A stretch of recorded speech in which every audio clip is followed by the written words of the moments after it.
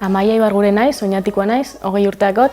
Batxilergoko ikasketa bukatu nebenean administrazio eta finantzan goi mailako heziketa zikloa egitea erabaki neben, eta orain bertan maigadeko lehenengo urtean nau.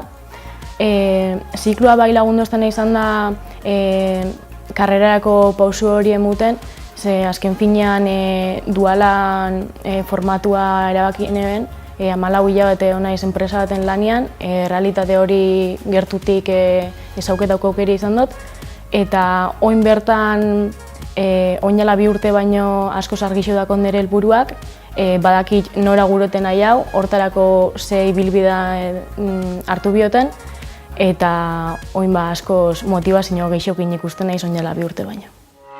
Nire izena Letizia da, Eibartarra naiz, 25 urte ditut, da lehen salmentakoak eta ere ikasi nuen Oñatin.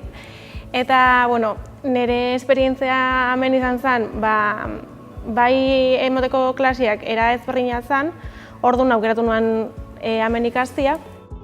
Aukera auki nuen bi enpresetan praktikak bekadu moduan egotia, eta horrek emon zian beste ikuspuntu bat zen nahi nuen aurrerantzian, ze azkenin ez da igual enpresan bizitzen duzun esperientzia bai klasean bizitzen duzuna. Lehen hasi nahi ikasten, 2. urtea izango zaren aurten, eta oso gustora nago, ze marketing aldea mundu asko gustatzen jata, eta lehenen nabil garatzen bai marketing eta beste arlo batzuk.